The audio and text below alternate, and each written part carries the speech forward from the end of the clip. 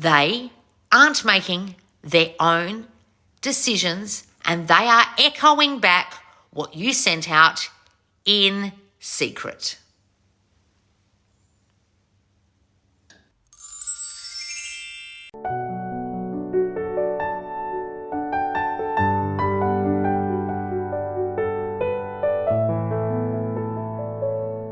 In this laws lesson, I'm going to kind of combine some of the questions that have come up in the squad about living in the end and controlling your 3D reality, because a lot of you are getting confused and you're using wording in some of these questions that makes me realize you kind of don't understand this yet, or you do, but not exactly. And that's why you're asking the question. That's why you're a bit confused. So the questions are how to persist in living in the end state, remembering that there is nothing out there, it's all controlled from within, and visualizing until it feels like a memory, like what does Neville mean by living in the end until it feels natural. Now, in my course right now in the squad, we are living in the end until it feels natural. In our happily ever after, in the state of married, in the state of committed to, in the state of I am in my happy ending already. Now that is the key of manifestation, consciously, because you're already manifesting. It's not something you're starting to do. The key is to imagine you have it now, because right now you're imagining you don't have the commitment. Right now you're imagining they don't love you. Right now you're imagining they don't want you. Right now you're imagining, like this girl wrote, I just found out my SP has a girlfriend, tried for over a year. You're imagining it's over. You're imagining it didn't work. You're imagining he wants her and not you. So that's what you'll get. You'll get him choosing someone else. Tried what for over a year? What did you try for over a year? Were you living in the end for over a year? Clearly not. I don't believe you. And whilst living in the end, did you turn off all the other thoughts that told you that he was choosing someone else? No. No, you didn't. That's what all my courses are about. Now, in this course, we don't deep dive into what's going on in the background, but I do, in the videos, I talk about that, but the workbooks are more about living in the end of and creating your happily ever after. It's not a super big deep dive into your self-concept of why you're not married, why they chose someone else, why you're not committed to. This is a living in the end course. Now, right now on my Thought Transmission channel over on YouTube, and I'll put it here when this is on YouTube, there is a live going on right now of a telepathic conversation between me and the mystery man, all about being committed to. Just listen. Will you marry me? Now, when you listen to these telepathic conversations and you're imagining you're sending them thoughts, they're sending you thoughts back. You're sending them thoughts, they're sending you thoughts back that you're committed to and getting married to them or already married to them. You're living in the end of this is true. Now, right now, whilst you're sitting here listening to my YouTube, you probably aren't feeling that way. But whilst listening to it, you go in your mind imaginatively and you start picturing in your mind via visualization, just naturally, what that would be like, or that's your person's voice, right? So we're living in the end whilst we listen to subliminals or meditations or telepathic conversations. You're living in the end of it right now whilst you listen. If you're scripting, you're living in the end of whatever it is you're writing down right now while you script. You're meant to be doing it in the now. I don't say in the telepathic conversations, you are going to love me, you are going to marry me. I say, we are in our happily ever after. And he says, I want you forever, right? I want to show you off as my spouse. We're not living in the end of this is eventually going to happen. It's like, I want this now. I want you now. Or we're married now. So it can either be it's coming or it's happening now. But either way, you're in the end of you're committed to completely. You're not in the end of I'm going to get a text that's going to lead to a date, that's going to lead to living together, that's going to lead to an engagement, it's going to lead to... We don't worry about all the steps, okay? But we're going to live in the end of the journey there in this course to the end. Now, whilst that's happening and you're living in the end and persisting in that end, and the question's about how do you persist? Well, you don't deviate from that story. So if something happens like this specific person having a girlfriend, you don't deviate from the story that, no, we're together. If something happens in your 3D where you have a fight with your specific person, you don't bother about that. You don't care about that because you know in the end, you're happily married. So you don't allow anything to throw you out here. Now, why can people do that and other people can't? That's the question. How to live in that end, how to persist. Because as this person said, and I'll read it, she says, remembering that there is nothing out there, it's all controlled from within. And the control is not negative, it's the true meaning of the word. I don't know what she means by the true meaning of the word. The power to influence or direct people's behaviour or the course of events. That's actually wrong. It's not the power to influence or direct people's behaviour or the course of events. Okay, so just let me explain. You're not having power over someone else and having influence over them. They are simply your mirror reflection. If you think you're influencing them, that's not how this works, okay? And I know this is very hard to understand the difference. If I imagine that someone's going to be affectionate to me and the next time I see them, they're affectionate to me, did I have influence over them, or were they directly reflecting the thoughts I had that they are now a person who's affectionate towards me? Did I make them do that? Did I control the outcome, or were they literally picking up on telepathically, I am affectionate to this person. I want to give this person affection. I wasn't making them do it. I didn't have to say it out loud. I wasn't influencing them. They were literally my mirror reflection, the mirror reflection of my dominant thinking about that particular thing. Now, that might feel like you're directing events or controlling the outside, but the outside's literally a reflection like your mirror. You don't control your mirror or influence your mirror, right? So when I say someone's your puppet, I mean it directly, like you pick up their leg goes up. You pick up their arm and wave it, they wave. Directly. As I directly lift, they directly do it. As I directly think, they directly think that way too. They do it too.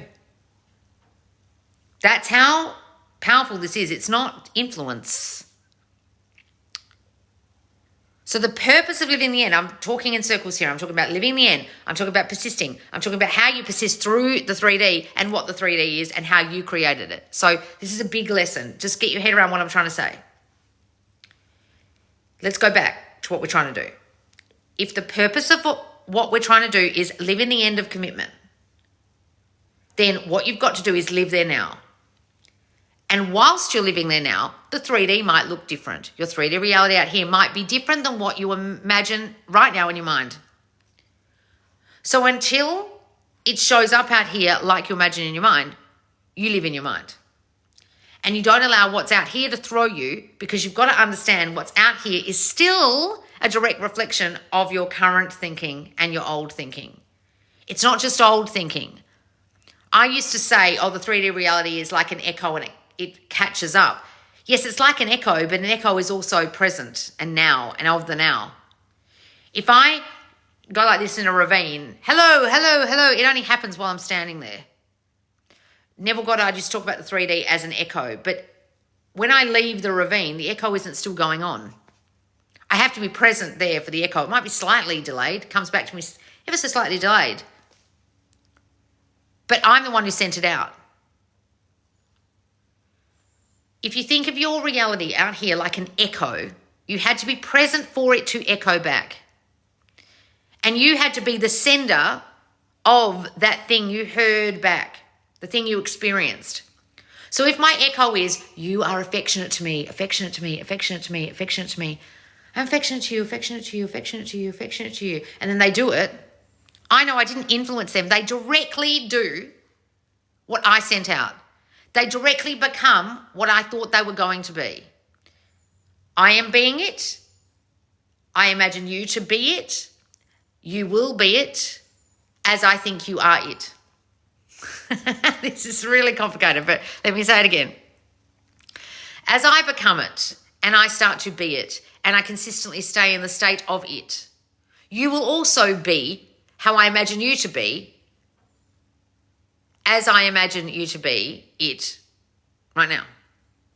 So if you take a little while to catch up, it's just the echo. But if I don't persist in that new thinking I'm sending out, you'll be affectionate to me, you'll be affectionate to me, oh, maybe you don't want to be, maybe you don't want to be. He'll be like, affection, oh, but I don't want it now. Affection, but nah, I'm kind of put off you. Affection, but I don't want to see you. Because I was mixing my echo up. I was going, you're affectionate, I'm forcing you. I guess you don't really want to do it. You don't really want me. He goes, don't really want you, but I'll give you some affection, but I'm not really feeling it. Because I'm mixing up the echo. Are you guys understanding this? If you're living in the end of your happily ever after, I would ask you right now, if you ask like this girl who said, I've been trying to do this for over a year and now I found out my specific person's got a girlfriend. What have you been trying to do, darling? I bet you haven't been trying to do what I fucking teach you. I bet you weren't living in the end of being married that whole time. I bet you the whole time you had subconscious thoughts that he was making his own decisions. I bet you the whole time you had subconscious thoughts he didn't want you. I bet you the whole time you had subconscious thoughts that you aren't chosen by him, and therefore the echo has presented itself and now you're fucking surprised and pissed off. You didn't echo it out properly for a year. So what are you echoing into the ravine of your 3D, guys? They can only send it back. I want someone else. I've got a girlfriend. I don't want you. You don't really want me. I'm trying to imagine we're married. I'm trying to manifest you back. But I know you want someone else. I don't know what the fuck that girl was doing, but it wasn't what I teach. I bet you she wasn't living in the end of married the entire time and not having old thoughts. I bet you. Because the echo is exact. The echo is exact. When you stand in a ravine, you don't echo out, you're affectionate to me, you're affectionate to me, you're affectionate to me. And the echo goes, ham sandwich, ham sandwich, ham sandwich. It says back to you exactly what you said in the way you said it. Textbook, mirror, reflection. What are you sending back and getting a ham sandwich? What are you sending out and getting a ham sandwich back? Some of you think you're sending out the right thing, echoing out the right thing. You're fucking not. Because while saying you're affectionate to me, you're sending out, but you want someone else, you don't want me, we're not together, you want her. This doesn't work. You're making your own decisions. So getting back to the two questions about living in the end, to fully live in the end of married, would you be thinking they want someone else? To fully live in the end of married, would you be worried what they just said if they said something that wasn't favourable? If you were really living in the end of married and you weren't spending enough time with them right now, would it bother you because in the end you'll be married and living together? No, it wouldn't bother you because you live in the end. And you would understand, whilst looking at the 3D in front of you, that your echo must be wrong. Oh, but how do I... So many of you ask this question and it drives me crazy. But how do I live in the end when the 3D's like this? As if the 3D is making up its own mind. As if your specific person is making up their own mind. Like, it just blows my mind. Like, get your head around this, guys, for the last time. And I'm going to say it for like the last time on this video. They aren't making their own decisions and they are echoing back what you sent out in secret.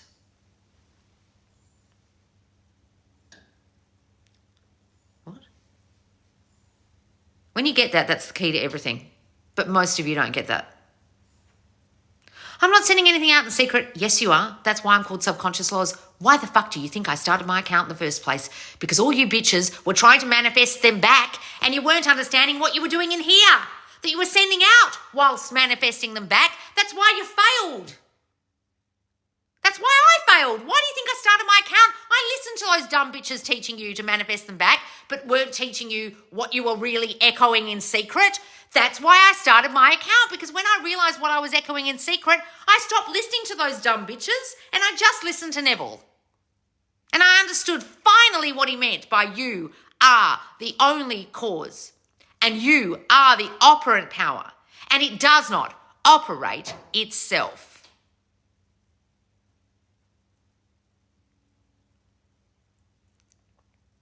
Are you guys really truly accepting that like I had to. No. And if you did, you wouldn't be asking me about how do I live in the end when?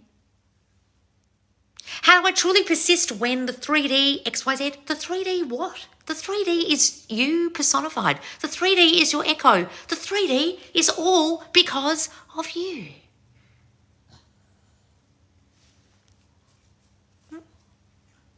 Oh, it's really bothering me. Well, you must have sent out something fucking wrong then.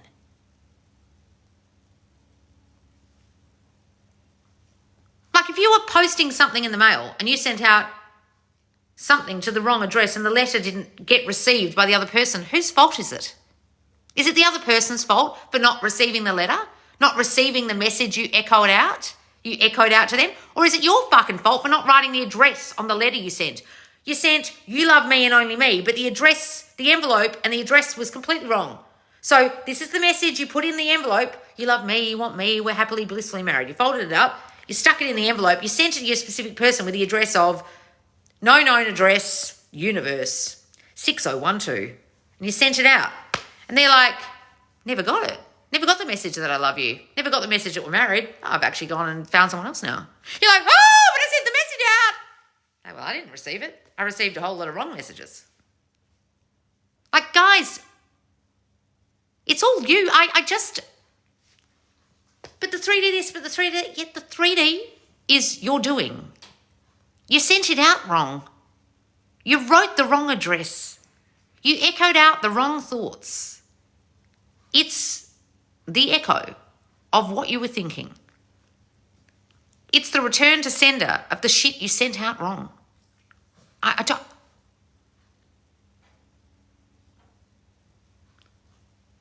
Like, watch this back. I know the beginning of this is it takes me a long time to get to the point.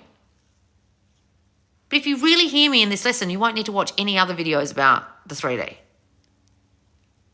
The 3D is your echo. And when you finally get that, you'll realise you've been sending out the wrong thoughts all along, and that's why you are finding it hard to live in the end, because you are doing it all wrong right now, and that's why your 3D is all kinds of shitty right now. And that's why you're affected by it and hurt by it and wondering how to change it. If only you would hear me, it would have changed by now. If only you would hear me, you would be living in the end of your happily ever after right fucking now. But sometimes, I don't know, you guys want to think it has its own mind. It doesn't have a mind, your 3D. Your specific person doesn't have their own thinking, of their own, that didn't come from you. I know that sounds really scary. Everything they're thinking once came from you. Everything they're doing once came from you. Everything. What? I thought I had an influence over them. No, there's no influence.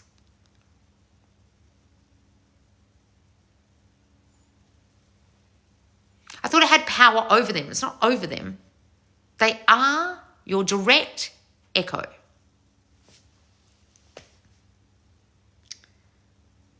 Watch this video back, guys, because some of you will still be confused by what I'm saying, and you'll think it's influence or think it's power over another or controlling. But if you really hear what I just said about it being an echo, and it can only be the way you sent it out, and it can only send back exactly what you sent out, you'll get this. Because the mirror analogy, for some fucking bizarre reason, has escaped you all. I know you keep saying he's my mirror reflection, but I still keep thinking he's making his own decisions, my mirror. What? That makes no fucking sense. Does your mirror make its own decisions in the morning? Well, no, but it's an inanimate object. Okay. I don't know how many different analogies I can give you. Letters, echoes, mirrors. I'm running out. I'm running out of analogies, guys. There's only so many analogies I can make up in my brain while I'm sitting here talking live. Guys, what the fuck? Should I just give you a book of analogies? 10,000 gazillion different analogies about how this works, and maybe one might fucking fucking stick one day. They're your puppet, they're your mirror, they're your echo. They can only be as you are. They are sending back the thoughts you were subconsciously thinking all the time. They can only be what you are being. Who are you being? Book of analogies. 10,000 fucking analogies to understand this and you still don't get it, book.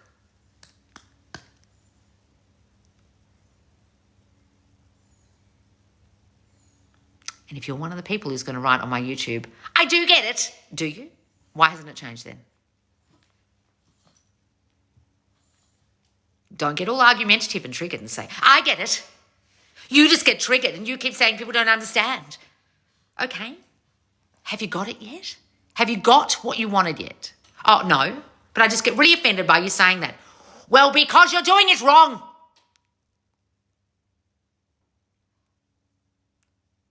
Like, guys, I brought on someone this week to be our business development manager. And he said to me, Loz, you're yelling because you want people to get this faster than you did. That's it. And I went, oh my God. I had someone else working for me who didn't get that. Thought I was berating people or thought I was being self-righteous or arrogant. That's not what this is. It's called, I don't want you to waste 40 fucking years of your life like I did. I don't want you to waste tens of thousands of hours reading every self-help book like I did. I don't want you going from manifestation coach and self-help guru to self-help guru trying to get the answers to your life like I did. I just want you to get this. And look, I'm putting myself out of work saying this because I tell you, my squad is ongoing for accountability. But once you get this, I don't know, do you need me? Most of you do. Most of you find that when you leave the squad, you fuck your life up. You have to come back because it's an accountability group and you need the support when your 3D does throw you. And sometimes, guys, it does. And I'm not saying mine doesn't. I had something happen last week where I was like, what happened? What? And then another person was like, that happened to me too. What? This person lost their mind and we'd laughed about it. We're like, oh, that's funny. But it was fucked up. But it was like, oh, well. Right? We've got to that point. But if I wasn't at that point, I would need my group. Like, oh my God, this person just did this. I would need then someone like me coming in and go, they did this because of you and you were thinking this. Don't be bothered by it. It's just a direct reflection of what you were thinking. So think something different and it will change. Just joined the squad for the first time. Oh, wonderful, darling. So guys, come and join us for this month of September or ongoing because you need the accountability and the support when the 3D goes to shit. That's why it's an accountability group. My Subconscious Law Squad is my Facebook group. It's private. It's only $50 a month or $35 if you join yearly. And in there right now, we have dropped part 1 of Happily Ever After. There's a beautiful workbook where you're going to live in the end of how you met and reliving it and revising it if you've already met, or if you haven't met them yet, imagining it to be true. And then we go on and on and on until you get to your happily ever after at the end, growing old together, from proposal to marriage and onwards for the rest of your life, not just the wedding, okay? Because anyone can get a wedding and then lose them. We don't want that, guys. I've seen that happen too many times in my group where people have left the squad and then lost their fucking SPs. Please don't do that. Please don't go back to the old thinking and lose them. Come and join us in the squad right now, guys. It is a beautiful place to be right now in the month of September, and stay in there like it's Hotel California because you won't want to ever leave, because we'll give you the support you need when you're triggered by your 3D you didn't realize was your fucking echo. Okay, guys? And make sure you follow me and subscribe. Bye, guys.